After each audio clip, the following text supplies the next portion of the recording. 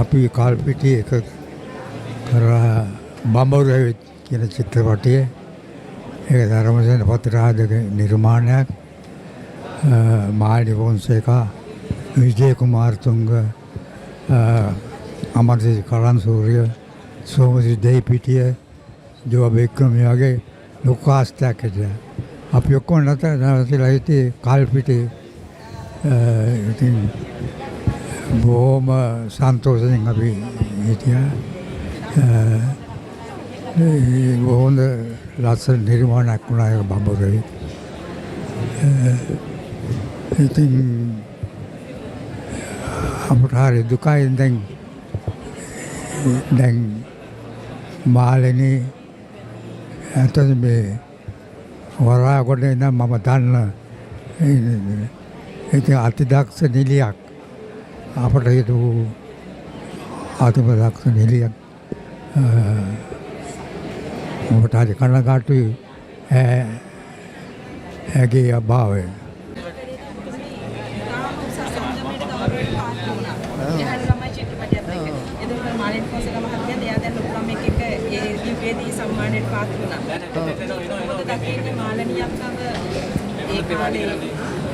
එයා දැන් ලොකු ළමෙක් කොහෙද මන් දන්නේ නැහැ. ඔව්.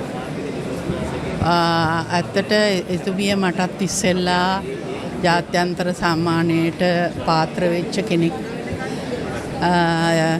එතකොට මං හිතන්නේ මම සිනමාවට ඇවිල්ලාද මට මතක නැහැ. කොහොම වුණත් මේ රටට බිහි වෙච්ච අග්‍රගණ්‍ය කලාකාරිනියක් නැති වෙච්ච එක ගැන අපිට බොහොම හිතට වේදනා ගෙන කරුණක්. නමුත් ජීවිතේ එහෙම තමයි. ඉපදෙනවා. ඉපදුනොත් ඕනම කෙනෙකුට මරණයක් සිද්ධ වෙනවා. ඒක අපි බෙහෙවින් තේරුම් ගන්නවා මේ වෙන සිද්ධීන් එක්ක. හැමදේම ජීවිතේ අවබෝධ කරගත්තාම ඒකට මුහුණ දෙන්න ලේසි. ඒ නිසා එතුමිය මේ රටේ උදෙක් ජනයාගේ ආදරේ ප්‍රසාදය දිනාගත්ත කෙනෙක්, ගෞරවය දිනාගත්ත කෙනෙක්, ජාත්‍යන්තරයේ දිනාගත්ත කෙනෙක් වශයෙන් අපි බොහොම ආඩම්බර වෙනවා සිනමා අපේ සහෝදර කලා ශිල්පීන් හැටියට. මේ එතුමිය අපිට ගොඩක් ලොකු ආඩම්බරයක්. මේ එතුමිය මේ තාක්කල් එදා ඉඳලා එතුමියගේ ආදරය ගෞරවය රැකගෙන හිටියා. ඒ රැකගැන්ම හරි අසීරු කාරණාවක්. ශිල්පිනියෙක්ගේ ශිල්පියෙක්ගේ හෝ පැවැත්ම රඳා පවත්වා ගැනීම හරිම අසීරු කාරණයක්. නමුත් එතුමිය තුළ තිබුණු ඒ සියලුම ගුණාංගයන් එතුමියට පිළිටලා තිබ්බේ එතුමියගේ පෙර පිනකට කියන එක මට දැනෙනවා. ඉතින් ඒ වගේ අය බොහොම සුලභයි. ඒකයි එතුමියට ඒ ගුණාංග හැමදේම පිහිටෙව්වේ කලා රැජිනියක් හැටියට. ඉතින් ඇත්තටම එයා තමයි අපේ සිනමාවේ රැජින.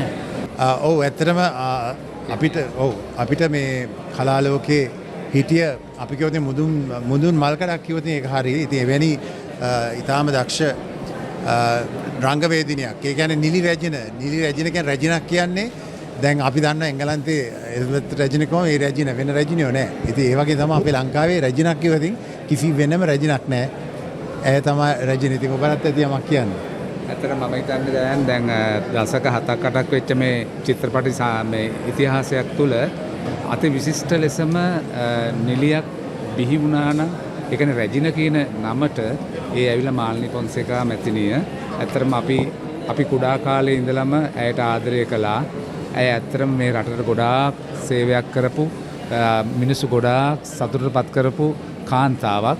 ඇත්තටම මම හිතනවා මේ ලෝකේ බිහි වුණා කාන්තාවන් දෙදෙනෙක් ඉතාමත්ම හොඳ ඒ කියන්නේ යශෝදරාව සහ බුද්ධ මාතාව හැටියට අපි පිළිගන්නා. ඒ කියන්නේ ඒ තමයි සිළුමිණ මම දන්නේ යශෝදරාව. මම දන්නේ මේ අපිට කාන්තාවන්ගේ ගත්තට පස්සේ මේ අපේ මේ ඉතිහාසයක් තුල මම හිතන්නේ මෑ ඉතාමත්ම විශිෂ්ට කාන්තාවක්. නිලියක් විතරක් නෙමේ අපේ රටට ඇත්තටම ඇය අහිමි වීම හරිම දුකක්.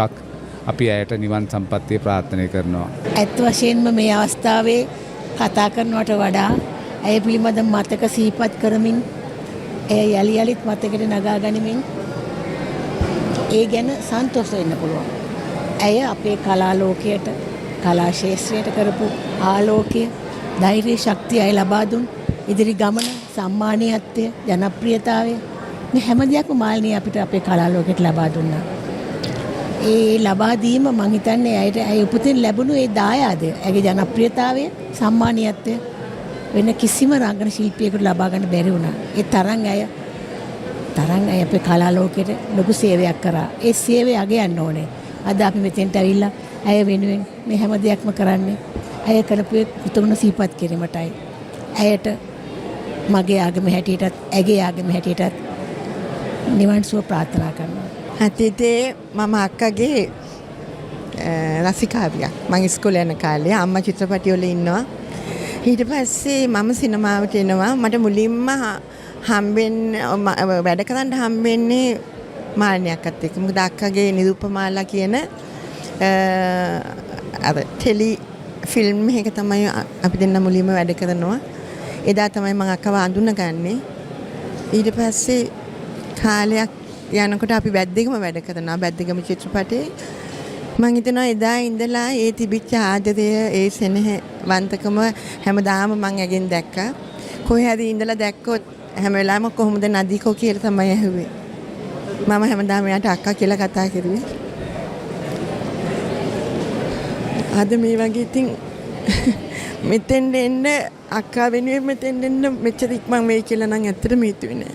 ඒත් අද එන්න වෙනවා. මං හිතන්නේ මට විතරක් නෙමෙයි.